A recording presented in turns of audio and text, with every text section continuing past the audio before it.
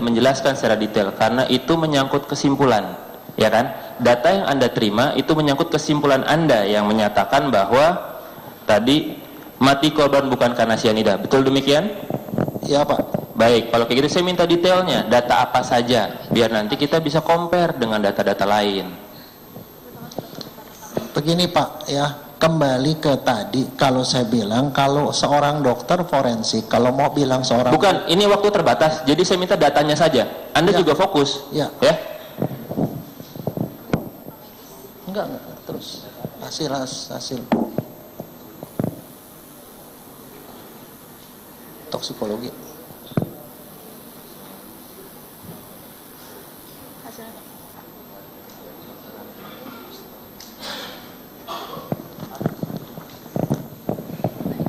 Iya, datanya dulu. Permintaan rekam medis, Pak. Enggak yang ini. Bapak minta saya menafsirkan hasil lab ini. Bukan, data yang Anda terima dari pihak pengacara itu apa saja yang minta dianalisa itu sampai Anda ada kesimpulan. Itu loh. Kan sudah ditayangkan tadi. Bukan, saya minta dari dia, Pak. Ya. Ini waktu juga terbatas dan Anda juga harus fokus. Oke, sekarang gini Pak, ini dari hasil pemeriksaan dokter waktu otopsi, ya. Itu lihat deh, coba hasil bukan hasil visum. Satu visum ya. Ya. Udah langsung satu visum. Visumnya siapa? Ya visum kan cuma Visum satu. Mirna. Ya. Ya, udah. Terus Visumnya Secara laboratorium. enggak, visumnya dulu. Itu Pak, bahan-bahan yang dikasih ke Bapak.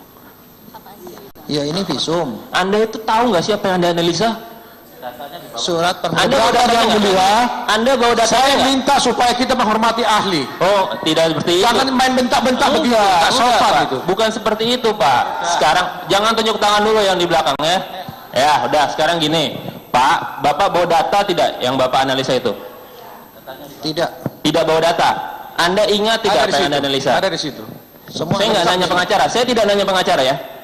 Tolong hargai saya Tapi juga. Anda jangan Saya bentak-bentak saksi menghargai saya. Anda. Hormati saksi saya. Saya menghargai Anda menghargai saya.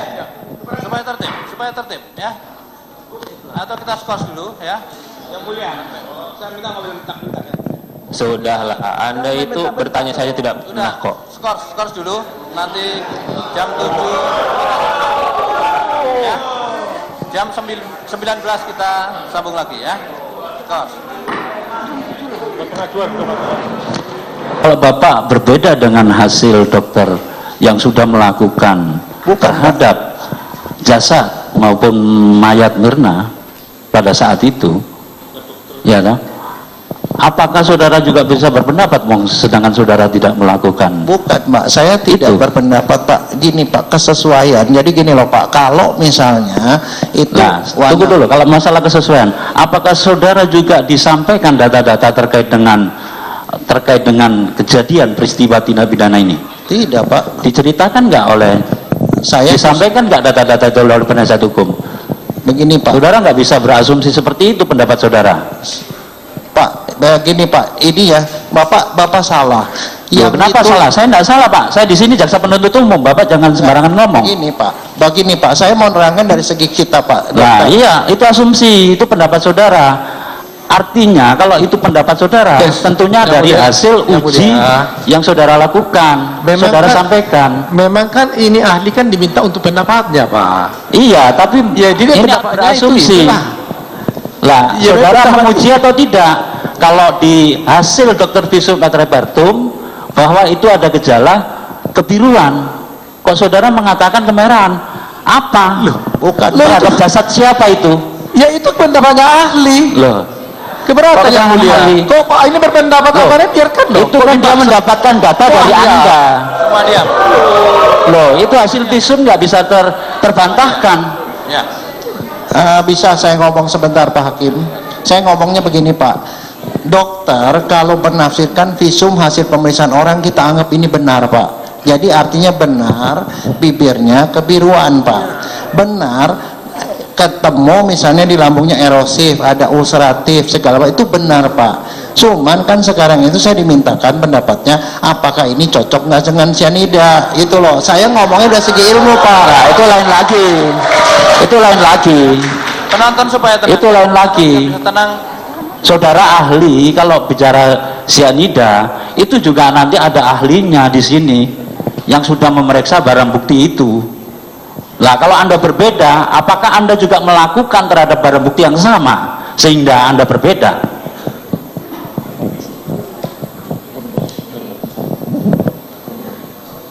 Ayo jawab.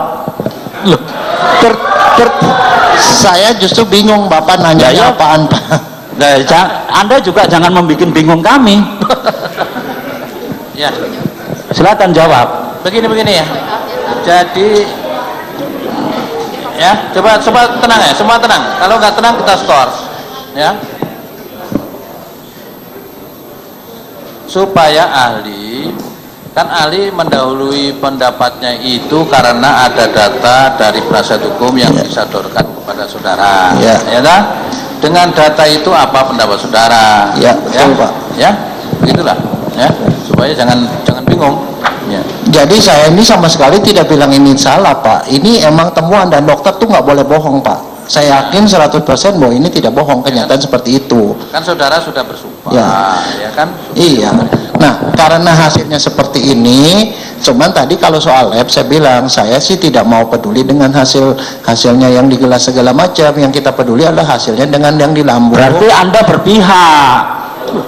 Kalau begitu, hanya membedakan ini yang hanya di kelas tidak saya Jangan ya. tanggapi. Lah itu Anda memihak begitu. Keberatan kami majelis hakim. Ya keberatan saya. Kami jasa penuntut keberatan. Iya, akan bukakan.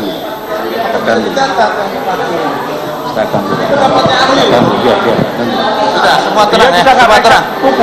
Anda jangan protes ke saya melalui majelis hakim. Ya, makan waktu. Pertengkaran ini makan waktu, ya. Silakan. Ya pemirsa, itu dia bagaimana Anda saksikan lebih lengkapnya perang interupsi yang terjadi antara jaksa penuntut umum dan pihak pengacara. Ini belum pernah terjadi. Ya, ahli ya, saudara ahli. Surprise juga sih, ahli bilang 200.000 pernah memeriksa 200.000 jenazah.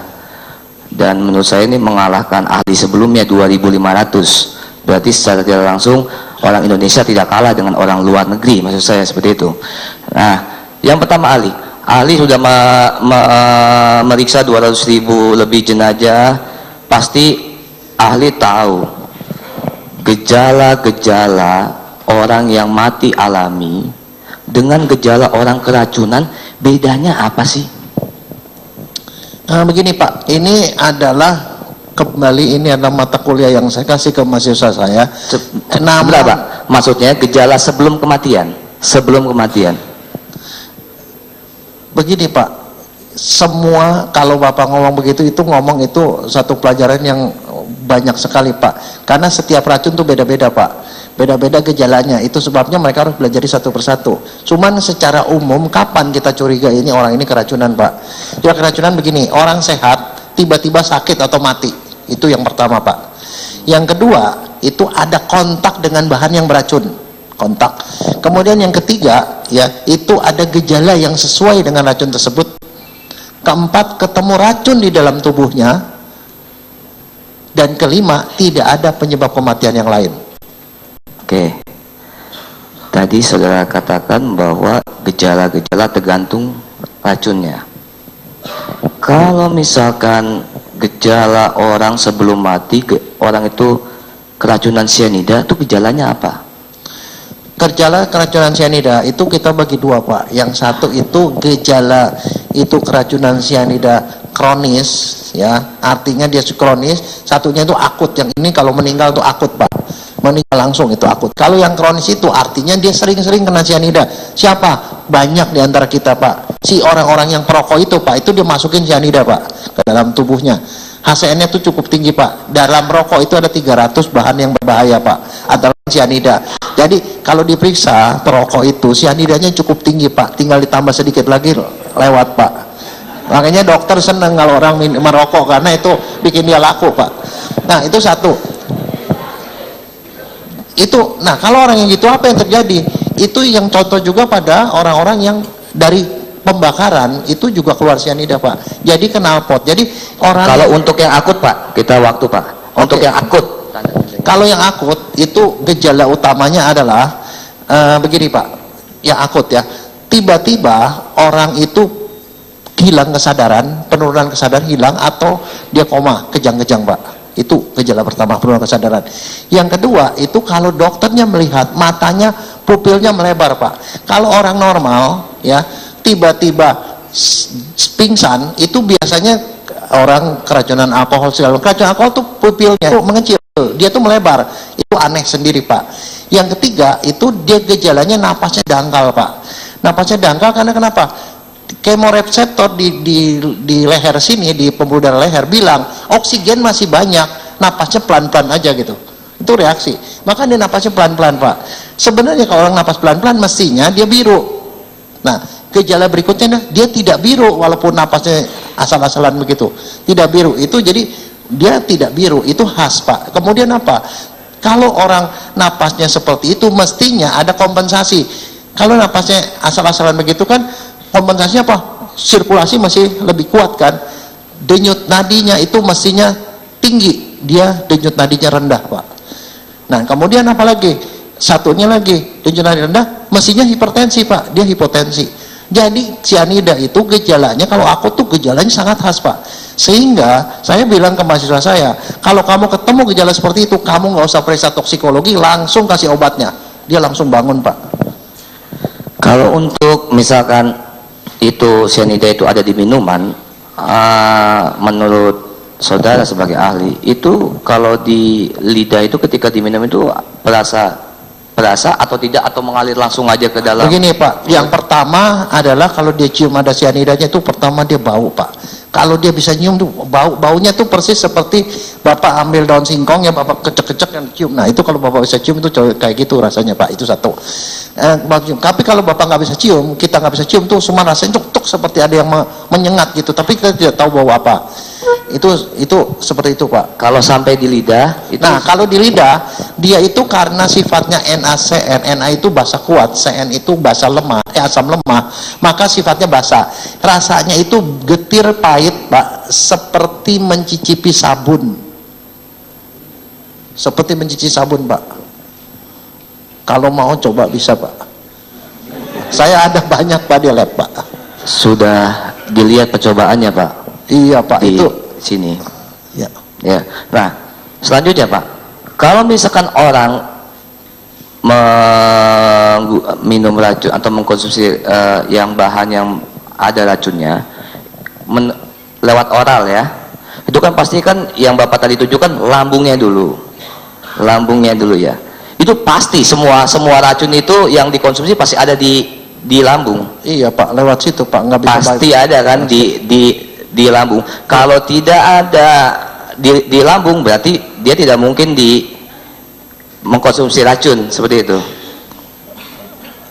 Begini Pak, sebenarnya begini, kita jangan lihat itu sepotong-sepotong. Saya pernah dapetin kasus supaya orang tidak, yang saya hanya pengen tanya, kalau misalkan orang mengkonsumsi racun, ya, racun apa aja, pasti di lambung ditemukan racun kan itu? Ditemukan racun asal tidak lewat dari 6 jam Pak. Karena begini, ada masa namanya pengosongan lambung. Barang yang masuk ke lambung itu dia nongkrong di situ 6 jam Pak. Terus kemudian dia baru keluar ke usus. Jadi kalau lewat 6 jam itu bisa aja tidak ada di lambung tapi ada di usus halus. Kalau lebih lama lagi di usus besar. Tapi itu hanya terjadi pada racun-racun yang tidak sangat beracun Pak. Kalau cyanida nggak begitu. Tapi kalau yang mengakibatkan kematian, khusus untuk racun yang mengakibatkan kematian, racun akut, kematiannya akut itu, tapi semua racun itu pasti ditemukan di lambung. Ada sisanya Pak. Pasti ada ya. Pernah saya dapetin satu kasus dia udah lewat Pak. Itu kasus keracunan baygon, di mana di lambungnya tidak ada, dia udah turun semua sampai ke usus halus. Itu sebabnya kalau kita tidak periksa sampai ke dalam-dalamnya semua, kita tidak tahu.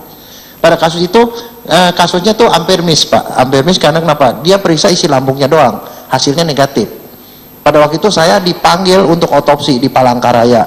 Begitu di Palangkaraya saya kaget karena ternyata dokternya juga sama. Dia cuma ngambil isi lambungnya itu diperiksa di puslapfor. Diperiksa cuma isi lambungnya, hasilnya negatif. Makanya terus dia bingung matinya apa. Padahal fakta-fakta itu katanya minum baygon.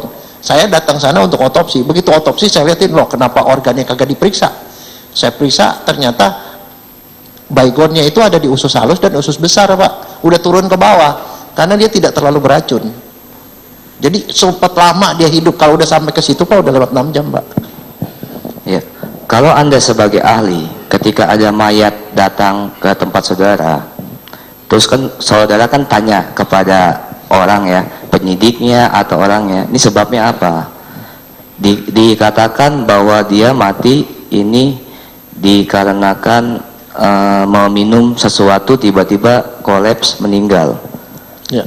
Itu kalau Anda sebagai ahlinya itu kesimpulan awal Anda itu seperti apa? Begini Pak, ini juga doktrin Pak. Dokter itu tidak boleh nebak Pak. Tidak boleh nebak. Jadi kalau kita tahu gitu, itu ada informasi. Kemudian dokter melakukan pemeriksaan luar. Pemeriksaan luar dicari ada luka enggak, ada bau-bau yang mencurigakan enggak. Setelah itu dia periksa dalam, organ-organnya diperiksa, dia otopsi, dibuka, dia cium baunya, dia sentuh, kemudian dia ambil beberapa organ, diambil sedikit Pak, sekitar 1x1 itu untuk periksa mikroskopik, lihat kelainannya cocok enggak. Setelah itu diambil sampel, dikirim ke lab. Nah hasil semua itulah baru disimpulkan Pak. Tadi saudara katakan apabila seseorang jenazah untuk diotopsi itu apabila kematiannya dianggap janggal. Ya betul Pak. Dianggap janggal, ya kan? Nah, berarti kan kalau saudara bilang mau diotopsi kan ini sebelum saudara membuat keputusan otopsi atau tidak ini di sini ketika ada mayat datang, ada kronologis disebutkan bahwa ada dia minum sesuatu meninggal, kesimpulan saudara awal itu ini matinya wajar atau tidak wajar? Betul Pak, itu Pak, justru itu yang tadi kalau Bapak perhatikan yang saya omong, begitu ada mayat, dokter periksa luar, mencium dan menyentuh, nanya-nanya, atas dasar itu dia cuma memutuskan dua Pak, bukan sebab mati. Memutuskan ini wajar tidak wajar. Kalau wajar dia keluarin surat, karena dengan melakukan tanya jawab aja udah cukup, karena penyakit itu kalau sesuai dengan kronologis itu, kalau Anda sebagai ahli itu wajar atau tidak wajar? Tidak wajar Pak. Tidak wajar. Tidak wajar. Sebentar.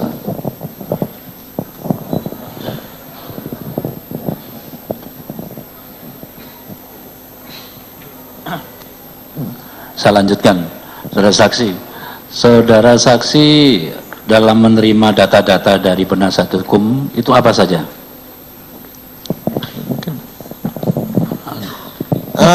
Yang saya terima sih pada waktu itu adalah yang hasil surat permintaan otopsi, kemudian hasil permintaan rekam medis dari Rumah Sakit Abdi Waluyo, terus hasil rekam medisnya yang terkait dokter-dokter aja Pak, sama hasil lab itu Pak. Hasil visum et repertumnya? Saya baca juga. Baca. Saudara membaca hasil visum et repertumnya? Iya. Kalau saudara membaca hasil visum et repertum dari dokter forensik, iya, apa kesimpulan dari dokter forensik itu? Itu bisa dibaca Pak di situ Pak. Ya monggo, silakan. Itu coba diperbesar. Itu dia bilang kan sebab mati itu menunggu hasil lab kan, itu menunggu hasil lab. Kalau menurut saya, ya kalau menurut saya. Enggak, dibaca aja Pak kesimpulannya, monggo. Karena Anda sudah membaca data-data yang disampaikan penasihat hukum. Ya maksudnya apa Pak dibaca Pak? Itu kita semua bisa baca Pak. Iya, artinya ini enggak, yang Bapak tolong tunjukkan bagian mana yang Bapak mau tanya gitu loh. Nah ya, kan di kesimpulannya baca. Kalau Anda membaca kesimpulannya tolong dibaca. Apa yang saudara analisa terkait dengan hasil visum et repertum itu? Sekarang ini Pak ya. Ini pertama dokter itu mengatakan siapa yang diotopsi. Itu seorang perempuan usia 25